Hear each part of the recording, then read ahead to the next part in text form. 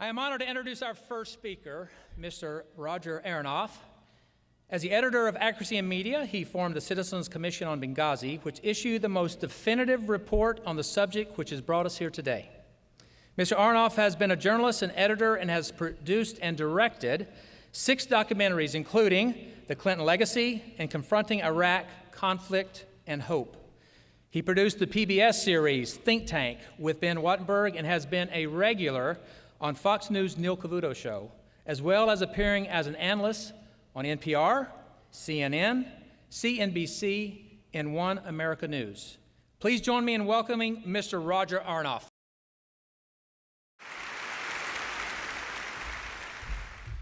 Thank you so much. Thank you, Ryman. Thank you, Beth Heath, for putting on this incredible event. I felt so bad for Beth after in September, this was all set up, just then the hurricane came along and pushed it all back, but here we are today. It's quite remarkable, and such an honor to be in front of so many great American patriots who care about this subject so much. It's incredible, and we need to keep it alive in our memories for many reasons. I want to talk about first why we started the Citizens Commission on Benghazi. It was back in 2013, and we had been watching what had been taking place. The Accountability Review Board by the State Department, Pickering and Mullins, never interviewed Hillary. Then there were several congressional committees that had looked into it, but they each took their own little slice, and we seemed to be getting nowhere on it. So we felt someone needs to hold these people accountable. It's pretty obvious, certain things that happen, but I'm sure we can learn a lot more if we put some people together with the contacts, the investigative skills, and let's do that. So this is what we did. We reached out. First person I reached out to was Admiral Ace Lyons, who I think you all know. Ace, and then I went to Tom McInerney, Air Force General, and Paul Vallely, Army General. And with those 3, we were able to get a lot of other wonderful people. 2 others who are going to be speaking here today, Claire Lopez and Kevin Shipp, are both part of our group, as well as Alan West, Pete Hoekstra, who was chairman of the House Intelligence Committee, and a number of others. The 3 gentlemen who started Special Operations Speaks, and it's quite a list of people, and we've had an incredible working relationship going on all this time. So we set out to find out what happened, why, and create a narrative. And we held an all-day conference. We brought Frank Wolf, who was the congressman from Virginia, who was the leading advocate for a select committee to take place. And he spoke. Charles Wood spoke. We had a number of others, people from Judicial Watch, who has done such great work on this through the years. And I've worked closely with them for many years.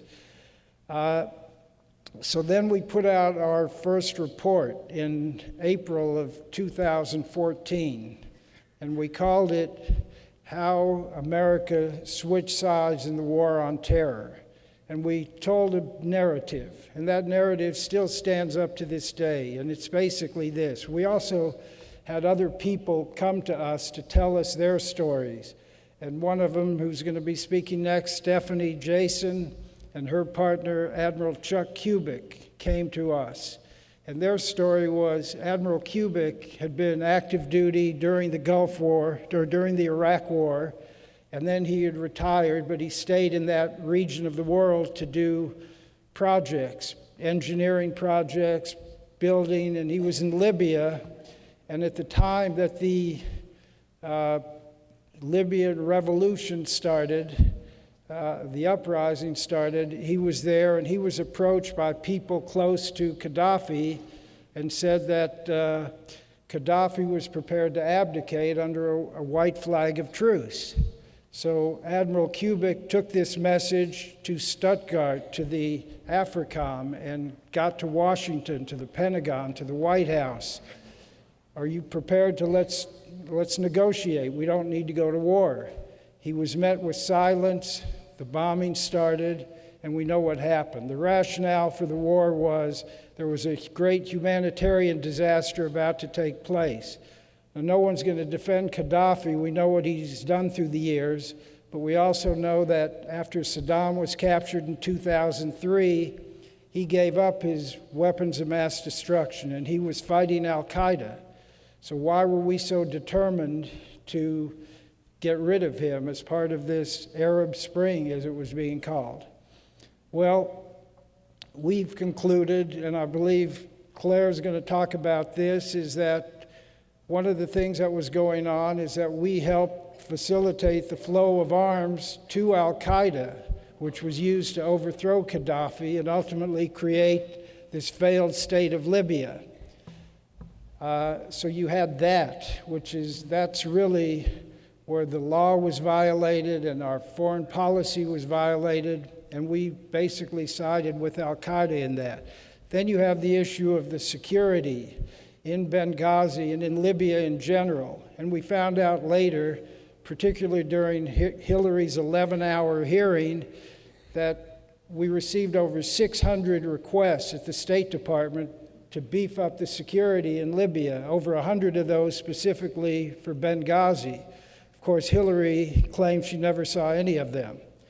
I'm sure Hillary wouldn't lie, would she? Then we have the day of the actual day of the attack, September 11th. And what we found out from other people, we became very close with the three guys who did 13 hours, Tig, Oz, and Tonto. I'm sure you all are aware of them, and great guys, and they absolutely.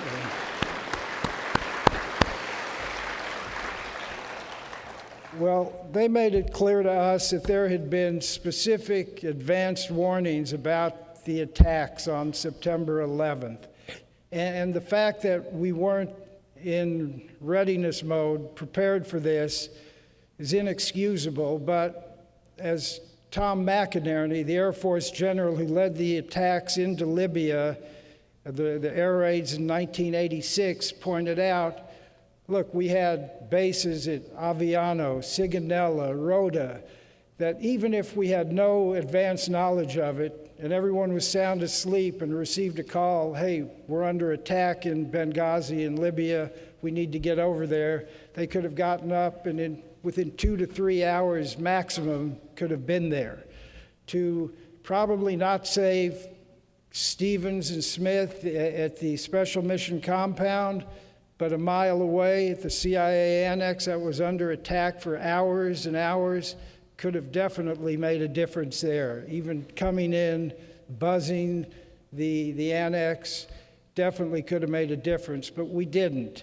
And why? Well, Leon Panetta later said, well, we didn't have enough time. He also said the intelligence wasn't good enough. I think everyone here understands the foolishness of both of those. Enough time, while it's going on, you don't know how long it's going to last, so that's certainly not an issue. And secondly, you go with the best intelligence you have. That's why we have Delta Force and other ready to go in on a moment's notice like that. So you have that, dereliction of duty, we call that. And then the cover-up, Susan Rice, the 5 shows, on and on this went. And again, here we were 2 months before the presidential election. This is a story that could be very damaging to Obama's chances for re-election. And you have a news media that helps them cover it up. And to the question why Benghazi matters, why it still matters, because these people weren't held accountable. And look at where we are today. We have another situation. The real Russiagate. We have so much evidence about Hillary Clinton and the Clinton Foundation, Uranium One, $145 million, Bill Clinton taking $500,000 from a bank, tied in with all that. You have John Podesta, you have taking money, his brother Tony Podesta taking money from the Russians. You have Skolkovo, which is the Silicon Valley of Russia, where we have made dual-use technology available to the Russians all this time. It is massive, the amount of evidence that exists that is really indisputable to show the real collusion with the Russians. Yet the media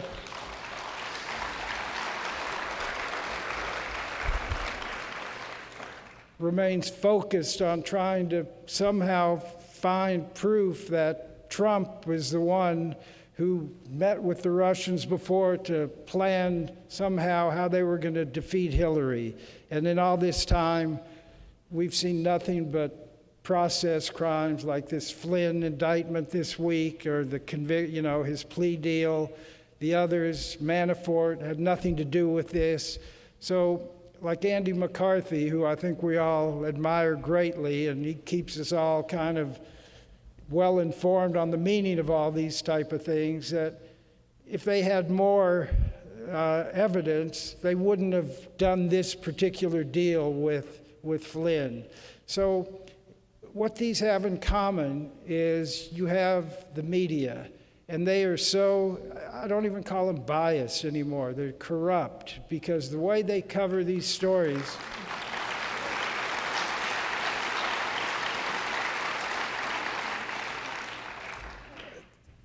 they don't give any coverage to, we have a few people, Sean Hannity and Tucker Carlson and Sarah Carter and John Solomon, who are really digging into these stories and looking at what's gone on here. And you have this situation where Mueller, when he was head of the FBI, was overseeing this investigation, and Rod Rosenstein was a justice. And they were overseeing the investigation where the Russians were involved in kickbacks and bribery and blackmail to gain control of uranium in this country. And they got it through Uranium One. And all this time, they had this William Campbell, you might have seen this name recently, who was the confidential informant telling the FBI, look what's going on here, these bribery, kickbacks, and so he went undercover for them and was feeding them information for years. They basically ended up telling him he can't talk about any of this, but now he's apparently going to, but we'll see what happens. But, where's the grand jury? Where's the special prosecutor looking into all this? Serious, real crimes, and are these people ever going to be held accountable?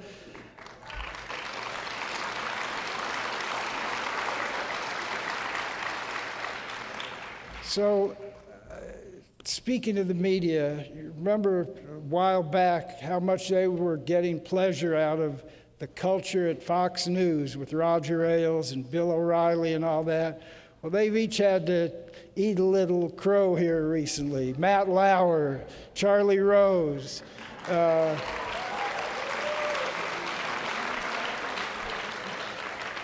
It's the same at NPR, at New York Times, Glenn Thrush. It's just really been amusing, I must say, to see what they're going through. But we don't hear much about the culture at these various news organizations. These are just one-off, isolated incidents that no one knew about. No one knew about Matt Lauer's proclivities, obviously, until this week. So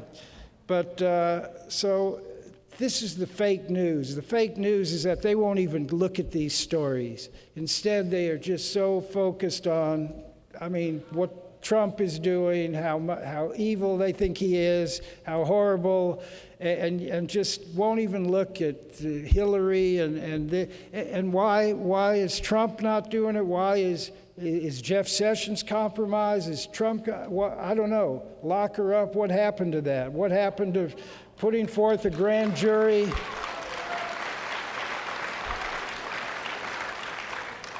So. Look, there's Devin Nunes with the House Intelligence Committee. is doing a great job digging for this information. This Fusion GPS is another one, a group of journalists who've created this dossier, the Russian dossier.